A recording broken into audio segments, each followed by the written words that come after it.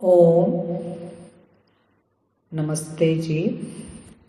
महाभारत के स्वाध्याय की इस कड़ी में हम उद्योग पर्व के 30 अध्याय का स्वाध्याय कर चुके हैं। आज हम 31वें अध्याय का स्वाध्याय करेंगे। हमने पिछली कक्षा में जाना था कि जो कर्ण है उसको कुंती मिलती है और उसको सच बताती है कि तुम मेरे पुत्र हो, और उससे वचन लेती है। जो कर्ण कहता है कि तेरे 4 पुत्र जीवित हो रहेंगे इस युद्ध में, तो कुंती कहती है कि तुम इस प्रतिज्ञा पर खरा उतरना, इसको स्मरण रखना।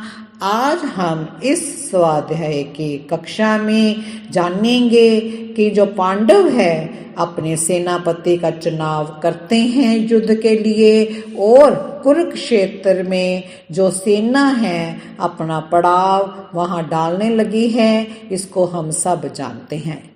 वैशंपायन जी कहते हैं कि जनमेजय शत्रु का दमन करने वाले श्री कृष्ण ने हस्तिनापुर से उपलव्य में आकर पांडवों को वहां का सारा वृतांत ज्यों का त्यों सुनाया।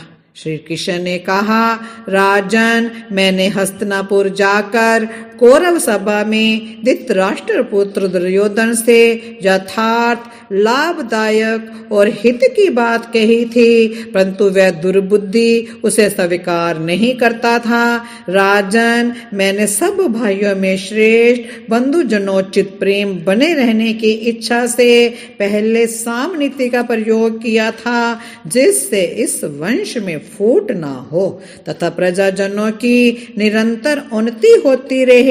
जब उन्होंने सामनीति को ग्रहण नहीं किया, तब मैंने भेद नीति फूट डालने का आश्रय लिया। मैंने पांडवों के देव मनुष्योचित कार्यों का वर्णन किया, उनमें भेद उत्पन्न करने के पश्चात फिर साम सहित दान की बात उठाई, जिसमें कुरु वंश की एकता बनी रहे तथा अभीष्ट कार्य की सिद्धि हो जाए। मैंने कहा, नृपश्रेष्ठ, सारा राज्य तुम्हारे पास ही रहे, तुम पांडवों को 5 गांव ही दे दो, क्योंकि तुम्हारे पिता के लिए पांडवों का भरण पोषण करना भी परम आवश्यक है। मेरे ऐसा कहने पर भी उस दुष्ट आत्मा ने राज्य का कोई भाग तुम्हें देना स्वीकार नहीं किया। अब तो मैं उन पापियों पर चौथे उपाय दंड के प्रयोग को ही आवश्यक समझता हूँ, अन्यथा उन्हें मार्ग पर लाना असंभव है। पांडु नंदन, वे कौरव बिना युद्ध किए तुम्हें राज्य नहीं देंगे। उन सब के विनाश के कारण जुट गया है तथा उनका मृत्यु काल भी आ पहुंचा है। वैशंपायन जी कहते हैं, जनमेजय श्री कृष्ण की बात सुनकर धर्म में ही मन लगाए रखने वाले धर्मराज युधिष्ठिर ने केशव के सामने ही अपने भाइयों से कहा। युधिष्ठिर ने कहा, कौरव सभा में जो कुछ हुआ है वह सब वृतांत तुम लोगों ने सुन लिया। फिर श्री कृष्ण ने भी जो बात कही है उसे भी अच्छी प्रकार समझ लिया होगा। अतः नरश्रेष्ठ वीरों, अब तुम लोग मेरी सेना का विभाग करो। ये 7 अक्षौहिणी सेनाएं एकत्रित हो गई हैं, जो निश्चय ही हमारी विजय कराने वाली होंगी। इन 7 अक्षौहिणियों के जो 7 विख्यात सेनापति हैं, उनके नामों को सुनो। वे है द्रुपद, विराट, धृष्टद्युम्न, शिखंडी, सात्यकी, चेकितान और पराक्रमी भीमसेन। ये सभी वीर हमारे लिए अपने शरीर का भी बलिदान करने के लिए संयुक्त हैं।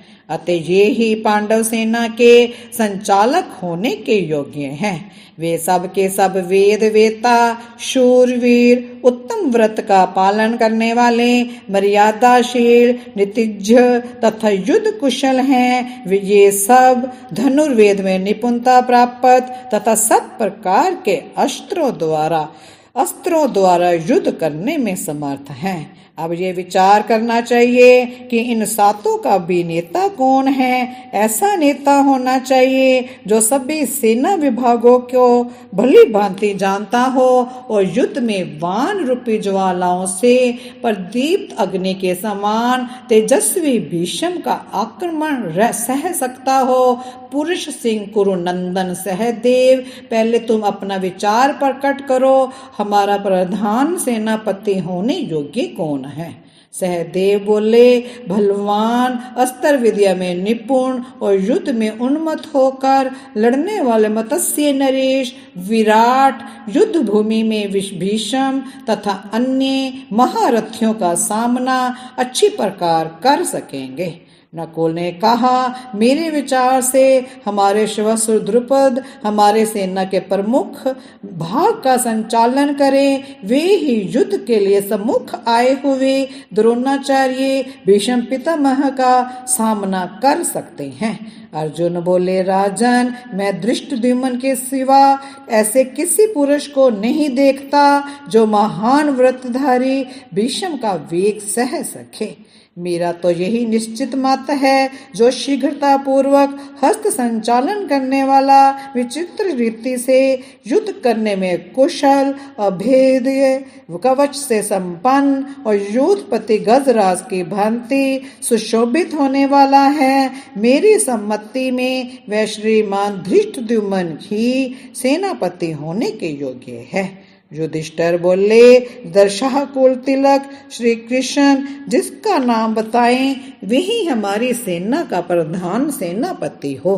फिर वह अस्त्र विद्या में कुशल हो या अकुशल, वृद्ध हो अथवा युवा, जैसा भी हो, हमें इसकी चिंता नहीं करनी चाहिए। श्री कृष्ण बोले, हमारी सेना अति बलशाली, दुर्धर्ष और दुर्गम है। वह युद्ध में धृतराष्ट्र के पुत्रों की सेना का संहार कर डालेगी, इसमें संशय नहीं है। शत्रु दमन मैं धृष्टद्युम्न को ही प्रधान सेनापति होने के योग्य मानता हूँ।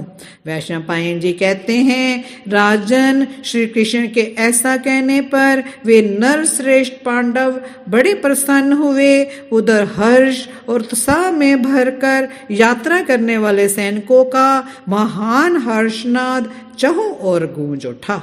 हर्ष में भरे हुए और कवच आदि से सुसज्जित वे सैनिक शत्रु सेना को कुचल डालने का उत्साह रखते थे।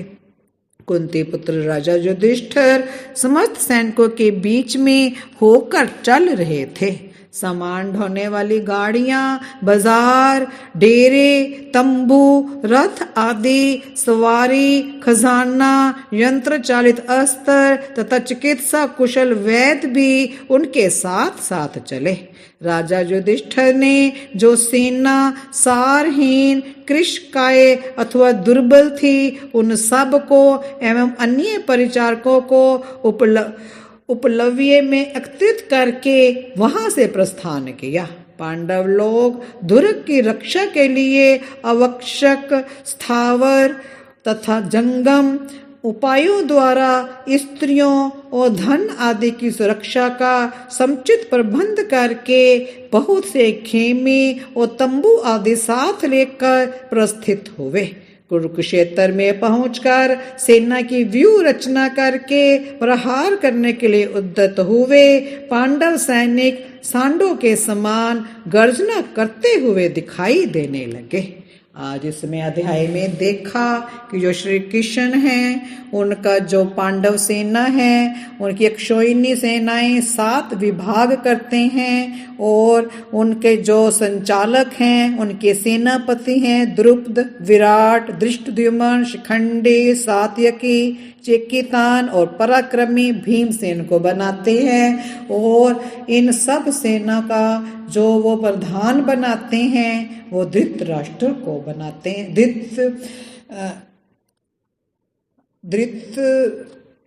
क्या नाम था, मैं थोड़ा सा धृष्टद्युम्न को बनाते हैं, मैं थोड़ा सा भूल गई।